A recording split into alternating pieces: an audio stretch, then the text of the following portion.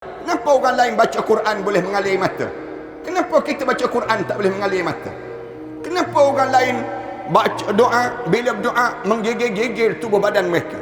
Kenapa kita berdoa tak rasa apa-apa dalam doa kita? Kenapa kita tak boleh bangun tahajud malam? Malam-malam kita ni berlalu begitu saja dalam hidup kita. Tanyalah diri kita, kamu sedang berbuat maksiat pada pencipta. Kalau kamu tak berbuat maksiat pada pencipta, Allah tak tawarkan dalam kamu dalam ibadah. Allah akan, bila kita ni ada ketaatan pada Allah, kita jaga perintah Allah dalam hidup kita, rasa manis dalam kita taat.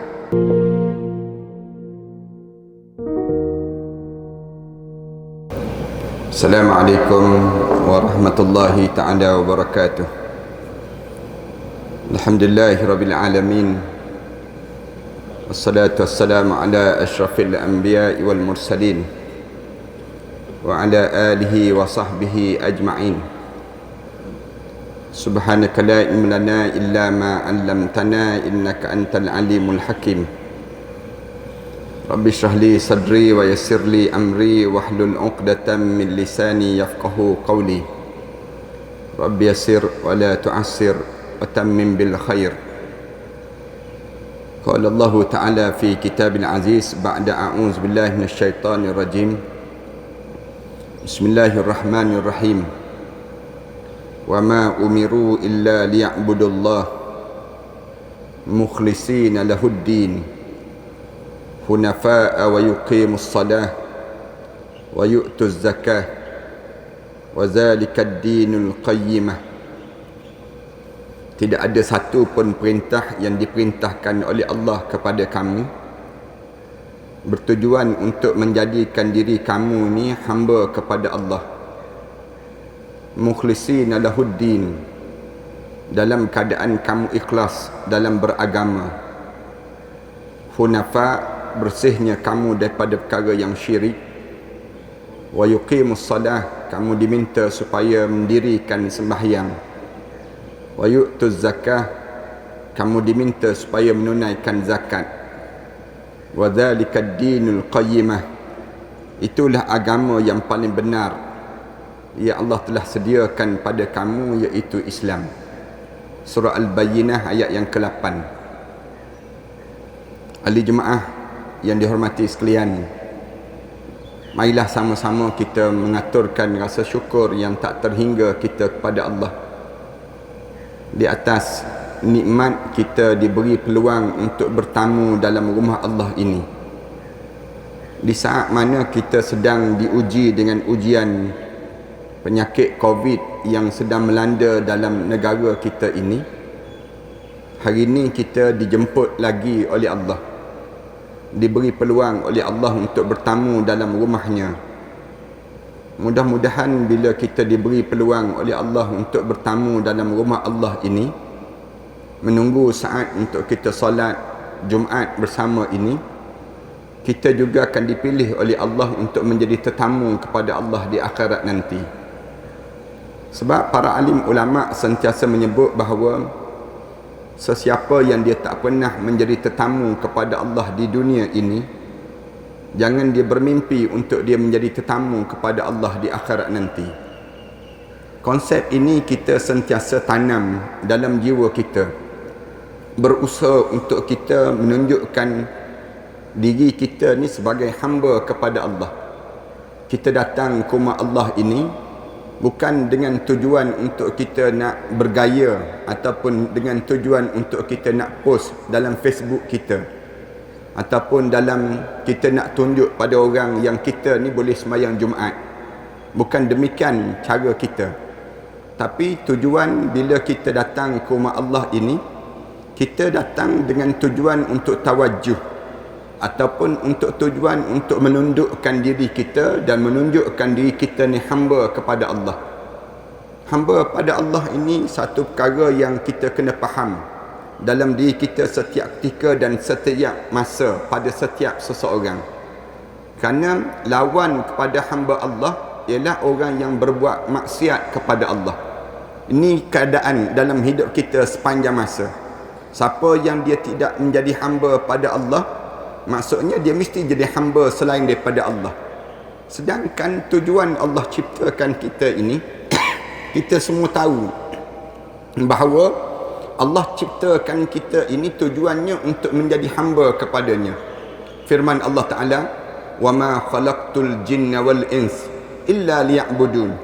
Aku tidak ciptakan manusia dan jin dan juga manusia kecuali untuk menjadi hamba pada aku. Hamba pada Allah ni dipanggil satu kemuliaan bila kita boleh jadi hamba pada Allah. Kerana apa dia? Kerana Allah cerita tentang manusia yang mulia, iaitu Nabi Muhammad sallallahu alaihi wasallam. Nabi Muhammad sallallahu alaihi wasallam di antara hamba yang mulia yang Allah iktiraf dia hamba dia. Allah guna kalimah dalam bulan Rejab yang kita berada ini. Allah Subhanahu wa taala guna kalimah subhanallazi asra bi 'abdihi lailan minal masjidil haram ila al masjidil aqsa. Maha suci Allah yang telah memperjalankan hambanya. Allah guna kalimah hambanya. Nabi Muhammad ini diletakkan dengan nilai hambanya. Kita ni dalam hidup kita, kita kena letak pada diri kita dan berusaha untuk menjadikan diri kita ni hamba pada Allah. Saya sebut awal-awal sebentar tadi, kerana bila kita tidak menjadi hamba pada Allah, biasanya manusia ni kalau tak jadi hamba pada Allah, sudah tentu dia jadi hamba pada syaitan. Allah sebut dalam surah Yasin yang kita baca dalam tiap-tiap malam Jumaat, hari Jumaat begini, orang kita biasa baca surah Yasin. Dalam surah Yasin Allah Subhanahu Wa Taala cerita bila bangun di akhirat nanti, Allah suruh kita duduk tak bersama lagi di antara satu sama lain. Kena asing. Orang ni tak boleh duduk di antara sama-sama mereka. Allah sebut wamtazul yauma ayyuhal mujrimun. Berpisahlah kamu wahai penjenayah-penjenayah semua. Allah sebut demikian, wahai orang yang mujrimun. Mujrimun maknanya orang yang jadi jahat dalam hidup dia di atas dunia. Lalu Allah sebut, kamu orang yang saleh, kamu tak boleh duduk bersama dengan orang yang jahat. Orang yang jahat tak boleh duduk dengan orang-orang yang baik. Semua kena pisah di antara satu sama lain. Kenapa kena pisah? Allah sebut, wamtazul yawma ayyuhal mujrimun alam ahad ilaikum ya bani Adam. Kamu ingat tak wahai anak cucu Nabi Adam, benda apa yang aku pesan pada kamu atas dunia dahulu? Allah ta'budus syaitan. Kamu jangan jadi hamba pada syaitan. Allah sebut, ramai orang yang hidup atas dunia ni, dia hidup menjadi hamba pada syaitan. Kenapa syaitan kita tak boleh jadi hamba pada dia? Allah sebut terus, innahu lakum aduwwum mubin. Syaitan ni musuh yang paling nyata dalam hidup kamu sampai bila-bila pada diri kamu demikian. Dalam hidup kita ni para hadirin sekalian, kita diajar supaya jangan lagi daripada konsep kehambaan diri pada Allah. Maknanya dalam hidup kita jangan buat maksiat. Siapa yang buat maksiat dalam hidup dia, dia akan bertemu dengan satu kengerian di hadapan dia. Allah ajar demikian. Kalau kamu buat maksiat, hidup kamu di atas dunia ni, kamu hidup dalam keadaan kamu membiarkan diri kamu berhamba selain daripada Allah. Kamu hamba pada perut kamu. Kamu hamba kepada yang disebut dengan apa di jawatan kamu. Kamu menghambakan diri kamu kepada selain daripada Allah. Hidup kamu ni, kamu hambakan diri kamu selain daripada Allah. Di waktu itu kamu sedang berbuat maksiat pada Allah. Berjayakah orang yang hidup dalam keadaan dia berbuat maksiat pada Allah? Tak berjaya. Tak berjaya. Bila kita hidup dalam keadaan kita buat maksiat, bukan dianggap orang yang berjaya. Orang yang berjaya ni orang yang macam mana? Orang yang boleh menundukkan diri dia kepada Allah, ikut segala perintah Allah. Allah sebut, qad aflahal mu'minun. Kamu nak tahu orang yang berjaya siapa? Orang mukmin. Allah sebut terus, orang yang berjaya ni orang mukmin. Yang bagaimana yang dia berjaya? Alladzina hum fi salatihim khashi'un. Orang yang dia boleh sembahyang sampai peringkat dia jadi rasa khusyuk dalam sembahyang dia. Ni Allah cirikan orang yang berjaya. Orang yang berjaya ni macam mana? Orang yang solat. Orang yang berjaya ni orang yang boleh mengeluarkan diri dia daripada yang disebut dengan pengaruh-pengaruh selain daripada Allah dalam hidup dia. Pengaruh selain daripada Allah ni apa dia? Hawa nafsu dia, syaitan yang mengganggu kita, kemudian yang banyak menarik kawan-kawan orang munafik yang jahat yang menarik diri kita supaya kita ni tak taat pada Allah Subhanahu Wa Taala. Para hadirin sekalian, bila kita datang hari Jumaat macam ni, setiap kali mana kita datang, kita kena datang dengan perasaan hamba. Dia panggil demikian. Jangan datang dengan perasaan tuan. Jangan datang di masjid ataupun ke rumah Allah dalam keadaan kita masih lagi rasa besar diri pada diri kita. Cuba belajar untuk kita datang tunduk pada Allah. Segala pangkat kita, segala pingat kita, segala keturunan hebat kita dan sebagainya, semua sangkut dekat pintu pagar masjid saja. Bila kita datang ke masjid, kita diajar supaya siapa yang datang awal, dia dapat sahaf yang pertama. Rasulullah ajar, siapa yang datang hari Jumaat dapat sahaf yang pertama, pahala dia berbeza dengan sahaf yang kedua. Rasulullah sebut demikian. Orang yang berada sahaf yang kedua berbeza dengan sahaf yang ketiga. Yang dapat di antara sahaf-sahaf ni semua berbeza di sisi Allah. Allah jadikan demikian. Kenapa? Kerana orang yang boleh datang awal, orang ni dia datang dalam keadaan dia boleh tunduk diri dia. Dia rasa diri dia ni hamba. Tak kira lah kamu ni orang yang besar macam mana pun, jawatan kamu hebat macam mana pun, kekayaan kamu banyak mana sekalipun, kamu datang awal, kamu boleh berada kat depan. Kamu datang lewat, kamu duduk kat belakang. Kenapa Allah ajar demikian? Nak suruh buang perasaan dipanggil kesombongan diri. Yang biasanya daripada kesombongan diri inilah manusia berbuat maksiat pada Allah. Manusia ni lawan Allah ni berpunca daripada mana? Berpunca daripada ulama-ulama sebutnya, bila dia tak rasa diri dia hamba, dia mula rasa takbur dalam diri dia, rasa sombong. Kita terjadi rasa sombong, besar diri. Sombong-sombong ni datang daripada mana? Datang daripada pangkat, datang daripada pingat, datang daripada keturunan, datang daripada harta benda. Manusia jadi sombong. Kalla innal insana la yatgha ar-ra'ahu istaghna. Manusia ni katanya Allah senang nak jadi sombong, tagut, senang nak jadi tagut. Bila dia jadi senang nak jadi tagut, ar-ra'ahu istaghna. Bila dia rasa cukup dalam hidup dia, dia rasa banyak harta benda banyak dalam hidup dia, lalu dia akan jadi kesombongan pada diri dia. Maksiat bermula daripada mana? Bermula daripada sombong. Sombong yang ada dalam hidup setiap di kalangan kita. Bila kita sombong saja, kita sama dengan perangai syaitan, iblis. Waktu mana iblis tak nak sujud pada Nabi Adam AS. Bila Allah Subhanahu Wa Taala arahkan pada iblis, arahkan pada para malaikat, wa iz qulna lil malaikati isjudu li Adam. Wahai, ingat balik katanya Allah, ketika mana aku sebut pada makhluk yang disebut dengan malaikat supaya sujud pada Adam. Fasajadu, semua malaikat-malaikat sujud. Illa iblis, kecuali iblis dia tak nak sujud. Kenapa iblis tak nak sujud? Aba wastakbara. Dia enggan dan juga dia rasa sombong. Dia sebut pada Allah, khalaqtani min narin fa khalaqtahu min tin. Dia kata, ya Allah, aku nak sujud macam mana kepada Adam? Aku ni diciptakan daripada api, manakala Adam tu diciptakan daripada tanah. Tanah ni sifat dia, kalau kita lambung ke atas, dia turun ke bawah. Manakala api, kita dongak pun dia ke bawah, kita tuang dia ke bawah, muncul dia akan naik ke atas. Ini perangai api. Bila sebut saja begitu, yang menyebabkan Allah Subhanahu Wa Taala sebut pada iblis, iblis ni kamu tak layak, kamu di kalangan orang kafir, katanya Allah. Walaupun iblis ni menjadi hamba kepada Allah lebih kurang 2000 tahun, ketua kepada para malaikat sebelum daripada kejadian yang disebut dengan Nabi Adam AS. Saya nak sebut pada jemaah sekalian, bila kita datang sembahyang Jumaat ni, kita kena ingat, bila kita datang ke sini, kita kena belajar untuk membersihkan jiwa dalam diri kita. Tolonglah bersih jiwa kita. Bila kita datang sembahyang Jumaat, jangan kita datang dengan penuh kesombongan. Belajarlah untuk kita menjadi hamba kepada Allah, tunduk pada Allah, pada diri kita. Kerana bila kita sombong, di sini bermula punca maksiat dalam hidup manusia. Manusia ni, bila dia mula menyombong dia dalam hidup dia, dia akan mula berbuat maksiat pada Allah. Dia buat lawan perintah Allah. Yang peringkat kemuncak dalam hidup seorang, bila dia sombong saja, dia enggan berdoa. Dia tak nak minta dengan Allah. Tuan-tuan, suatu kita bila lepas sembahyang Jumaat, jangan cepat nak balik, jangan. Ambillah kesempatan lepas pada sembahyang Jumaat, untuk meredakan kesombongan kita. Bagaimana cara? Berdoa. Angkat tangan berdoa.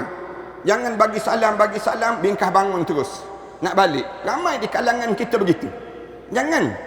Cubalah ambil kesempatan waktu yang mustajabnya doa. Lepas solat, angkat tangan, berzikir dulu. Walaupun kita tak berzikir ramai-ramai, ataupun ada yang dia tak nak berzikir ramai-ramai, zikirlah seorang-seorang pada diri dia, sebagaimana yang dibuat oleh Rasulullah dengan para sahabat. Dengan tujuan apa? Nak buang segala punca maksiat yang biasa terjadi dalam hidup seorang. Ini punca yang pertama. Maksiat yang berlaku dalam hidup seorang, dia bermula daripada mana? Bermula daripada jasad dia sendiri. Yang ni yang dia mesti sentiasa bersihkan. Yang kedua, maksiat ni datang daripada mana? Datang daripada syaitan, yang kita buka ruang untuk syaitan masuk dalam tubuh badan kita. Ini kena tutup jalan ini yang diajar oleh para alim ulama. Diajar, kalau kamu nak suruh kamu jadi hamba pada Allah, kamu kena tutup jalan-jalan syaitan yang biasa masuk dalam tubuh badan setiap di kalangan kita. Kenapa kita kena tutup? Kalau kita buka pintu syaitan ini, syaitan akan bermaharajalela terus dalam hati kita. Tuan-tuan baca dalam kitab Syekh Abdul Qadir Al-Mandili, misal contoh dalam kitab Penawar Bagi Hati, kecil je, kat mana syaitan akan tuju dalam tubuh badan kita.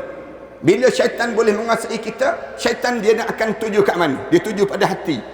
Dia tak tuju pada kepala, dia tak tuju pada tangan, dia tak tuju kepada yang disebut dengan kaki. Tapi dia tuju ke mana pada diri kita? Hati kita terlebih dahulu.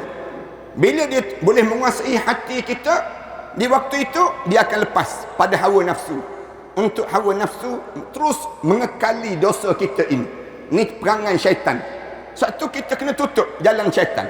Jalan syaitan ni kat mana? Marah, jalan syaitan. Bila kita terlampau marah, syaitan masuk. Sebab tu kita kena jaga-jaga. Bila kita marah, Rasulullah sallallahu alaihi wasallam sebut, la taghdab, la taghdab, la taghdab. Bila seorang sahabat datang jumpa dengan Rasulullah, dia sebut kepada Rasulullah, ya Rasulullah, ausini. Ya Rasulullah, wasiatkan aku ya Rasulullah. Rasulullah sebut, la taghdab. Kamu kena belajar jangan marah. Rasulullah ajar demikian. Lalu dia kata, ausini, wasiatkan pada saya lagi ya Rasulullah. Selain daripada la taghdab, jangan marah, nak wasiat apa lagi? Rasulullah sebut 3 kali. La taghdab, jangan marah, Rasulullah sebut. Kemudian bila tanya lagi pada Rasulullah, wasiatkan aku ya Rasulullah. Takkannya nak marah aja? Rasulullah ulang, la taghdab, jangan marah, Rasulullah sebut. Kenapa Rasulullah ulang demikian? Sampai dalam riwayat yang lain ada lagi wasiat Rasulullah. Bila ada orang datang jumpa dengan Rasulullah, Rasulullah, tolong wasiatkan aku ya Rasulullah. Rasulullah tengok dia, Rasulullah kata, as-salatu ala waqtiha, sembahyang di awal waktu. Rasulullah sebut demikian pada orang ni. Semua yang Rasulullah, ada orang lagi yang datang jumpa dengan Rasulullah, ya Rasulullah, tolong wasiat pada aku ya Rasulullah. Rasulullah jawab terus, kamu birrul walidain. Rasulullah sebut berbuat baik pada kedua ibu bapa kami. Kenapa Rasulullah soalan yang sama dijawab berbeza-beza? Ulama ditanya pada Rasulullah, ulama ditanya, jawabnya kerana manusia ni berbeza-beza pintu-pintu untuk syaitan masuk dalam tubuh badan dia. Dalam hidup kita ni, syaitan tak masuk jalan sama di kalangan kita. Syaitan dia akan masuk jalan berbeza-beza di kalangan kita untuk menipu daya kita, menyebabkan kita terpedaya dengan gangguan syaitan. Syaitan masuk melalui jalan marah. Ada syaitan masuk melalui jalan kamu bercakap kasar dengan kedua ibu bapa. Ada syaitan masuk jalan melalui apa dia? Melalui kamu lewatkan sembahyang. Ada di kalangan kita ni syaitan masuk melalui jalan nafsu kita terlampau kuat, bermewah-mewahan, atraf dipanggil demikian. Semua ni jalan syaitan masuk. Islam diajar, kalau kamu tak nak buat maksiat, kamu tutup jalan ini. Tutup jalan ini. Kalau kamu buka jalan ini dalam hidup kamu, kamu akan terkesan pada diri kamu. Itu syaitan akan mula ganggu, yang menyebabkan jiwa kamu menjadi dalam keadaan kusut, dalam hidup kamu jadi payah dalam perjalanan hidup kamu ini sendiri. Saya nak sebut kesan daripada kita buat maksiat ini. Tadi saya sebut tentang tutup jalan, jangan buka. Daripada mana punca maksiat berlaku? Banyak alim ulama susun dalam kitab mereka. nak suruh kita jangan terlibat. Tapi yang besar lagi, saya nak sebut kesan daripada kita buat maksiat. Tuan-tuan tahu apa dia kesan daripada kita berbuat maksiat dalam hidup kita? Yang pertama, kita akan tawar dan hambar dalam ibadah. Kita akan jadi malas, kita akan jadi tawar, tak rasa nikmat dalam ibadah. Sembahyang tidak menjadi sekhusyuk dahulu lagi. Bila kita buat maksiat, buatlah maksiat apa? Dalam konteks kita ni, maksiat sama ada zahir ataupun maksiat yang disebut dengan hati. Dua-dua ni buat maksiat. Yang pertama terkesan pada seorang, bila seorang berbuat maksiat, dia jadi tawar dan hambar dalam ibadah pada Allah. Jadi tak manis. Patutnya kita datang sembahyang Jumaat ni kita rasa manis. Tiba-tiba kenapa kita tak rasa manis? Dalam kita buat amal ibadah. Kenapa orang lain baca Quran boleh mengalir mata? Kenapa kita baca Quran tak boleh mengalir mata? Kenapa orang lain baca doa, bila berdoa menggigil-gigil tubuh badan mereka? Kenapa kita berdoa tak rasa apa-apa dalam doa kita? Kenapa kita tak boleh bangun tahajud malam? Malam-malam kita ni berlalu begitu saja dalam hidup kita. Tanyalah diri kita, kamu sedang berbuat maksiat pada pencipta. Kalau kamu tak berbuat maksiat pada pencipta, Allah tak tawarkan dalam kamu dalam ibadah. Allah akan, bila kita ni ada ketaatan pada Allah, kita jaga perintah Allah dalam hidup kita, rasa manis dalam kita taat. Sembahyang kita rasa nikmat. Imam baca lagi panjang, lagi seronok dengan bacaan imam yang baca. Kita akan rasa seronok. Tiap kali mana kita boleh berdoa, kita rasa ini kesempatan dan peluang untuk kita bermunajat pada Allah. Kenapa? Kerana kita bersih daripada maksiat. Tapi kalau kita ni jadi tawar, hambar, sama ada hubungan kita dalam keluarga sama juga. Kadang-kadang kita dengan isteri kita, kenapa ada di kalangan kita rasa nak marah je dengan isteri, rasa tak seronok je dengan anak-anak? Tentu ada maksiat yang dibuat. Kalau kita tak buat maksiat, tak mungkin dia akan jadi tawar demikian. Allah jadikan kita ni, lagi kita taat, lagi kita ni jadi manis dalam ibadah. Patutnya demikian. Tapi tak. Dalam hidup kita ni, kesan daripada maksiat, dia akan menawarkan ibadah. Kita tak rasa lagi seronok baca Quran. Baca je 2-3 ayat, mula menguap terus pada diri kita ni. Mula kita rasa letih. Ada orang tak jamah langsung Al-Quran. Dalam tempoh PKP ni, tak sentuh langsung Al-Quran. Zikir pun tak nak dalam diri dia. Kenapa? Maksiat. Maksiat menjadikan diri seorang demikian. Yang kedua, bila kita buat maksiat, mendatangkan penyakit yang menakutkan. Penyakit-penyakit yang menghairankan dalam hidup kita. Siapa yang membiasakan diri dia buat maksiat, datang penyakit ni, penyakit COVID. Kita buat contoh. Penyakit COVID ini bukan disebabkan virus itu saja. Kita kena faham COVID yang datang ni kerana dosa-dosa di kalangan kita. Seluruh dunia yang sedang berbuat dosa. Allah sebut dalam Quran, fakullan akhadna bidzambih. Semua yang terjadi di kalangan kamu ini disebabkan dosa-dosa yang kamu lakukan. Dalam surah Al-Ankabut Allah cerita jelas, fakullan akhadna bidzambih. Semua yang terjadi dalam hidup kamu ni aku ambil daripada dosa yang kamu buat. Faminhum man arsalna alaihi hasiba. Ada di kalangan kami yang telah kami hantar hujan batu, yang kena pada mereka, jatuh hujan batu tu mati bergelimpangan di kalangan mereka. Faminhum man akhadhathu as-sayhah. Lalu Allah sebut ada di kalangan kami yang kami telah rentak nyawa-nyawa mereka dengan yang namakan dengan yang disebut dengan apa dia? Petir-petir yang menyambar di kalangan mereka. Pecah gegendang telinga mereka. Bagai perut mereka pecah. Perut-perut mereka ni terburai perut tersebut. Disambar dengan petir. Wa minhum man khasafna bihil ard. Allah sebut ada di kalangan mereka kerana dosa yang mereka buat itu, kami belah bumi, kami tenggelamkan mereka dalam muka bumi. Wa minhum man aghraqna. Dan ada di kalangan kami yang telah kami gelombangkan air yang besar, yang disebut dengan tsunami, yang namakan dengan banjir, yang namakan dengan berbagai-bagai lagi nama dengan air. Allah datangkan air, lalu Allah gelombangkan mereka, mati bergelimpangan mereka dalam air tersebut. Lalu Allah sebut wa ma kana Allahu liyazlimahum, Allah sekali-kali tidak akan melakukan kezaliman pada mereka, walakin kanu anfusahum yazlimun, tapi kamu yang buat zalim pada diri kamu sendiri. Kamu yang buat maksiat. Oleh kerana kamu buat maksiat, lalu aku timpakan azab dengan penyakit yang dideritai, yang tak tahu bila akan berkesudahan penyakit ini. Sama juga dengan kita para hadirin sekalian. Kita pernah dengar penyakit Ebola sebelum daripada ni kan, virus Ebola. Kita pernah dengar sesama burung, kita pernah dengar sesama babi, dengar penyakit-penyakit yang melanda di kalangan kita.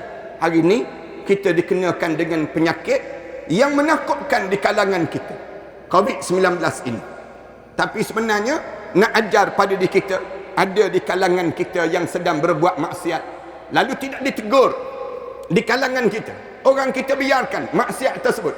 Bila biarkan saja, bukan dia je yang kena, bahkan orang yang baik turut serta kena.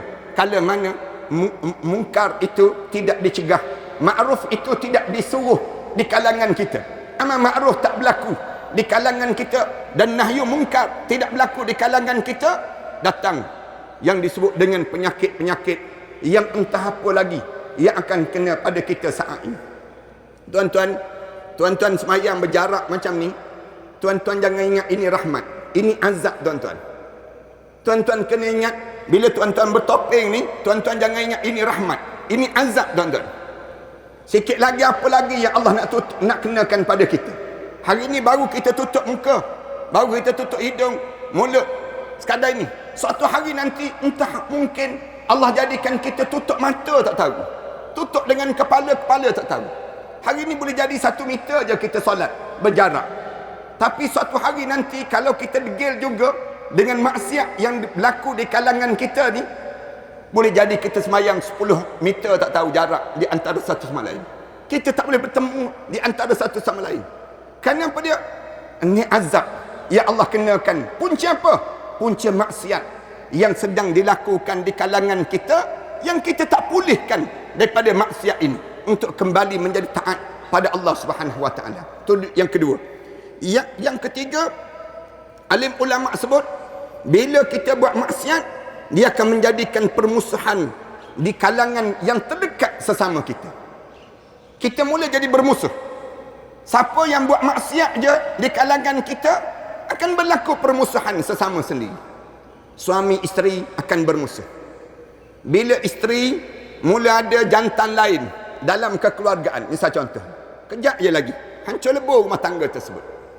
Bila seorang suami buat maksiat dalam keluarga dia, berbalik arak, berbalik benda-benda yang dilarang oleh Allah dalam rumah tangga, tunggu sekejap lagi, tunggu sekejap je lagi, hilang terus rahmat dalam rumah tangga tersebut. Suami dia berbalik harta benda yang sumber rasuah, sumber yang dilarang oleh Allah, dia balik dalam rumah tangga dia, kejap je dia akan bermusuh dengan isteri dia, dia akan bermusuh dengan anak-anak dia. Sekejap lagi kawan-kawan dia akan jadi musuh. Timbul fitnah memfitnah di antara satu sama lain. Masing-masing akan timbul. Orang tu akan sebut begini, orang ni akan sebut begini, saling tuding menuding. Berlaku di waktu itu kemuncak daripada kemaksiatan ialah pertempuran di antara satu sama lain. Berhati-hati dengan maksiat. Maksiat tidak membahagiakan hidup, tetapi mencelakakan kehidupan. Tuan-tuan percayalah, orang yang tak semayang, hidup dia tak pernah jadi aman. Allah tak jadikan keamanan pada orang yang buat maksiat pada Allah. Tuan-tuan percayalah, orang beli nombor ekor, orang yang beli nombor ekor, orang yang berjudi, hidup dia Allah tak akan jadikan ketenangan pada diri dia. Allah tak jadikan ketenangan dengan kemaksiatan. Tapi siapa yang buat maksiat saja, dia akan timbul permusuhan. Dia akan datang permusuhan, akan berlaku di antara satu sama lain. Tak bermusuh sekarang, bermusuh di akhirat. Al-akhillau yawma idzin ba'dukum li ba'din adu illa al-muttaqin. Allah Subhanahu wa taala sebut demikian. Akhirat nanti saudara-saudara, kawan-kawan yang kita berkawan di antara satu sama lain ni akan bermusuh di antara satu sama lain. Illa al-muttaqin, kecuali orang yang bertakwa pada Allah. Orang yang bertakwa aja tak akan bermusuh. Sebab tu kita jangan buat maksiat.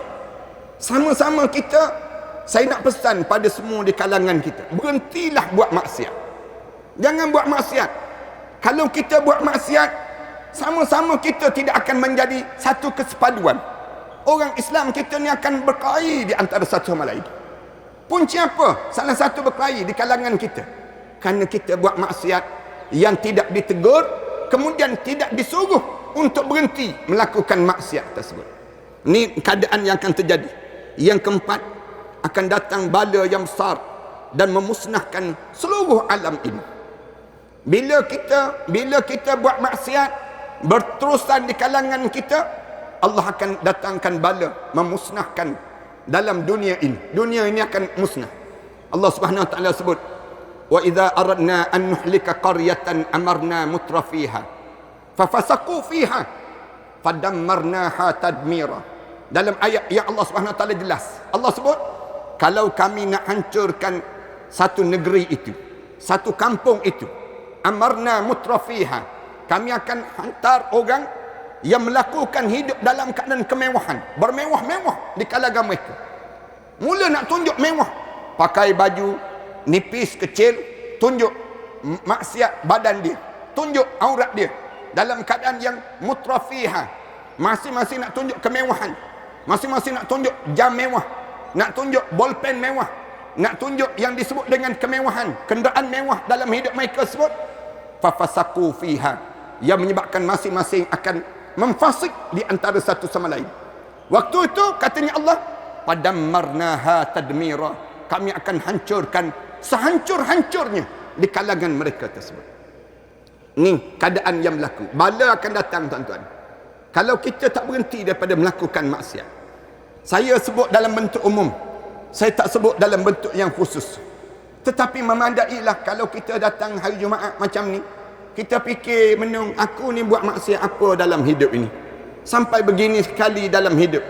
Doa-doa kita tidak didengari lagi di sisi Allah. Segala hidup kita ni sampai bila kita nak jadi begini? Bahasa yang mudahnya, kerana maksiat di kalangan kita. Sama ada kita buat, ataupun anak-anak kita buat, ataupun isteri kita buat, ataupun yang namakan dengan segala jiran tetangga kita buat, kita tak pernah nak tegur terhadap maksiat yang dilakukan tersebut. Tunggu saat tersebut. Dan yang akhir sekali, siapa-siapa yang berkekalan dalam berbuat maksiat, pasti dia akan menjadi orang yang munafik dalam hidup ini. Siapa-siapa yang berkekalan dengan maksiat, hidup dia nak mengekalkan dia. Saya tak kisah ustaz, orang nak kata apa pun katalah, saya tetap tak nak tutup aurat, misal contohnya. Dia sebut demikian, saya tak kisah ustaz, orang nak kata apa pun katalah, saya tetap tak nak solat, saya tetap nak hisap ganja, saya tetap nak minum air ketum, misal contoh. Yang jenis demikian, saya tetap dalam keadaan diri saya ni, kamu munafik. Kemuncak dia, kamu akan menjadi seorang yang munafik. Bila siapa yang berkekalan dengan maksiat, dia tidak lagi dalam kelompok orang mukmin. Atas dunia ni ada 3 kelompok je manusia. Sebutlah bangsa apa pun, Melayu ke, Cina ke, India ke, digabung-gabung ada 3 kelompok je manusia. 1 kelompok masuk syurga, 2 kelompok dihumban ke dalam neraka.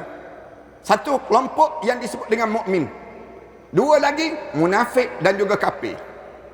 2 kelompok ni saja. Allah dah pesan dalam Al-Quran Karim, ya ayuhan nabiyyu taqillah wa la tuti'il kafirin wal munafiqin.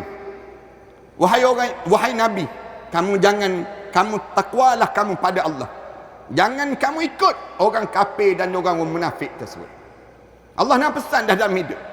Jangan ada di kalangan kita kata, saya tak kisah ustaz, munafik je, jangan kafir sudah, dia sebut. Ada orang kita sebut demikian, saya munafik tak apa ustaz, kalau kafir tu kasar sangat, dia sebut demikian. Padahal Allah Subhanahu wa taala sebut, innallaha jami'ul munafiqina wal kafirina fi jahannam jami'a.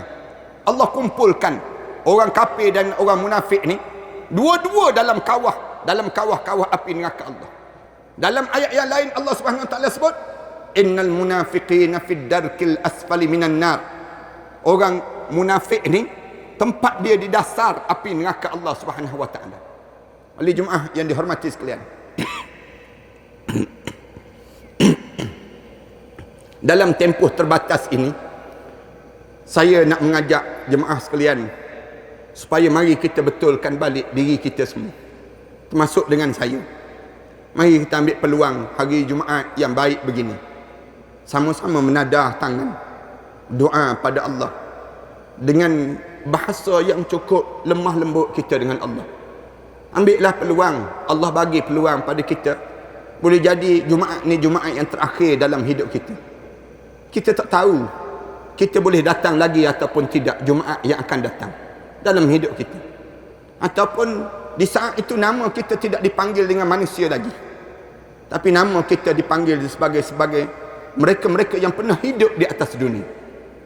Cubalah ambil kesempatan hari Jumaat yang begini, sama-sama kita tadah tangan, angkat tangan betul-betul pada Allah, bagi tahu pada Allah, ya Allah, kami buat dosa banyak sangat ya Allah. Tak terkata dosa-dosa kami yang kami buat ini ya Allah, tak ada bahasa untuk kami sebut ya Allah. Setiap di kalangan kita ni mengakui dan mengakui diri kita ni buat dosa. Rasulullah sebut kullu ibn Adam khata'. Tiap-tiap anak Adam ni buat dosa, katanya Rasulullah. Semua buat salah. Rasulullah kata wa kullu khairul khata' tawwabun.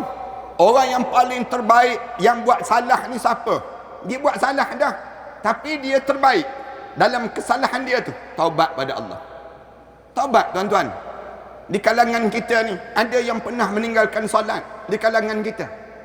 Ada di kalangan kita ni yang pernah membuka aurat. Ada di kalangan kita ni yang berjudi, yang minum arak. Kita kena mengakui benda demikian.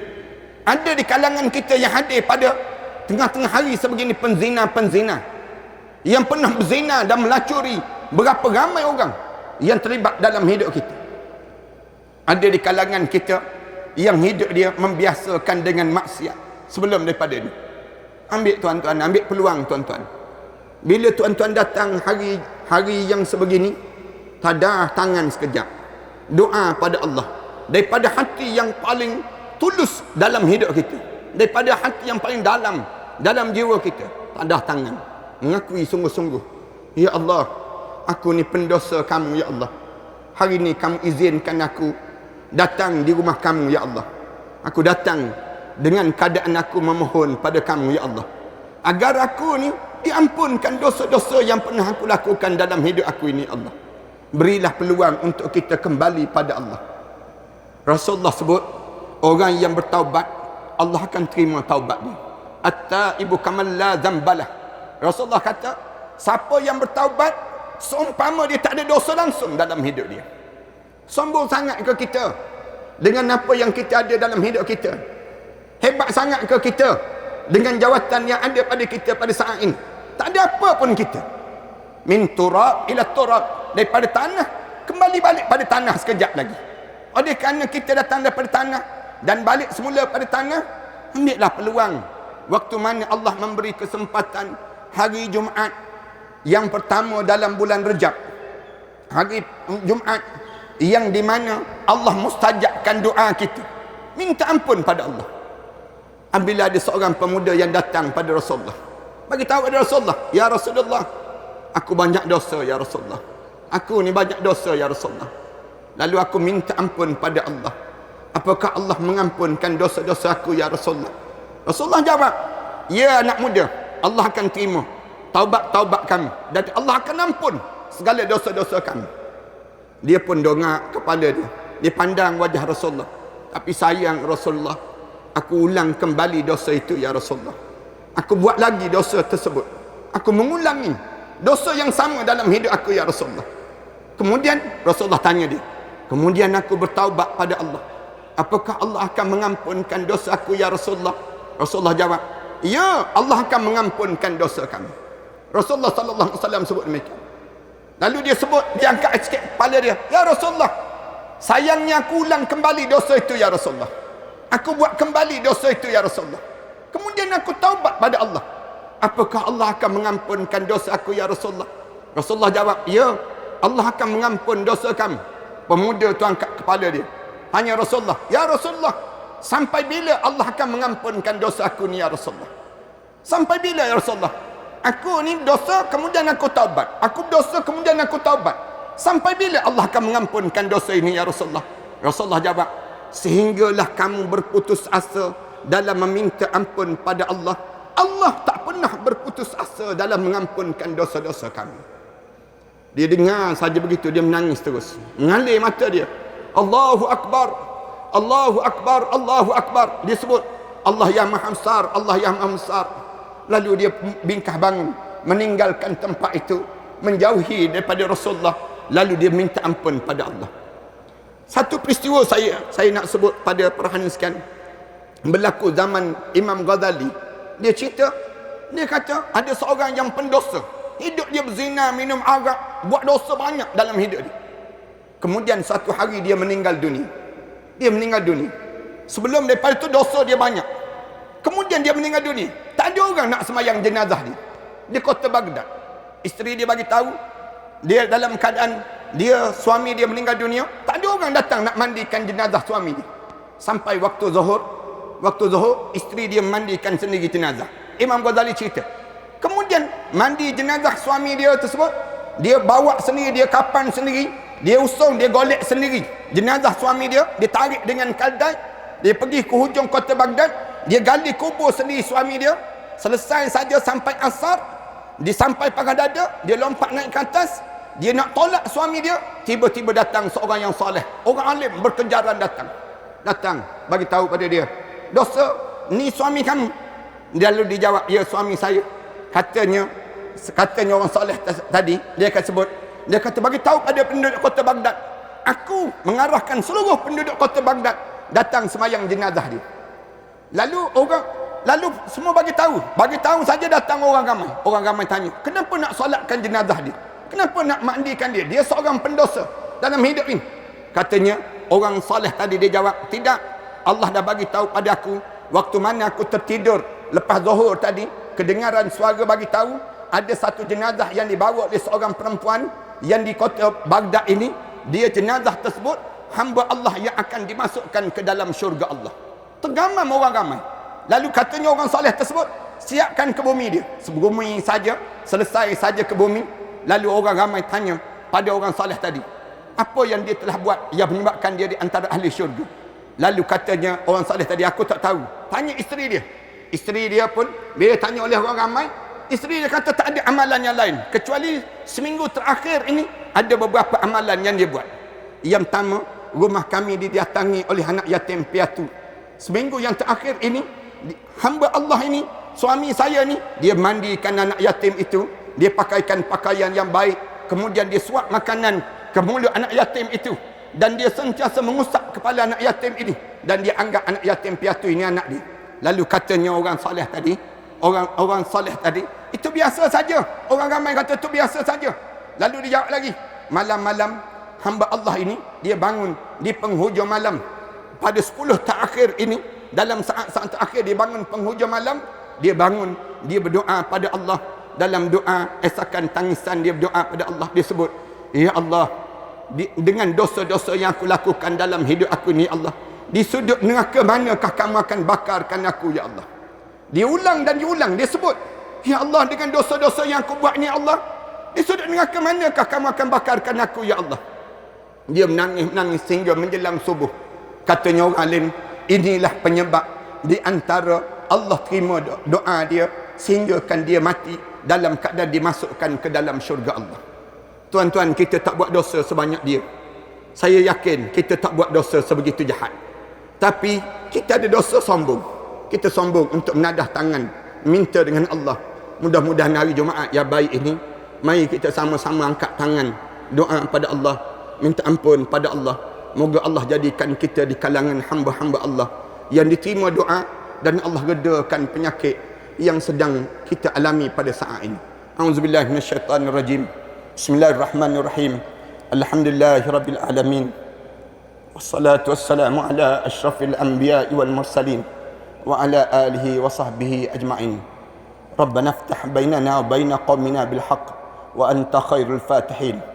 Allahumma ighfir dhunubana ولآبائنا ولأمهاتنا ولأجدادنا ولمشائخنا ولجميع المسلمين والمسلمات والمؤمنين والمؤمنات الأحياء منهم والأموات ربنا اجعلنا مقيم الصلاة ومن ذريتنا ربنا وتقبل دعاء ربنا هب لنا من أزواجنا وذرياتنا قرة أعين واجعلنا للمتقين إماما ربنا آتنا في الدنيا حسنة في الآخرة حسنة وقنا عذاب النار الحمد لله رب العالمين.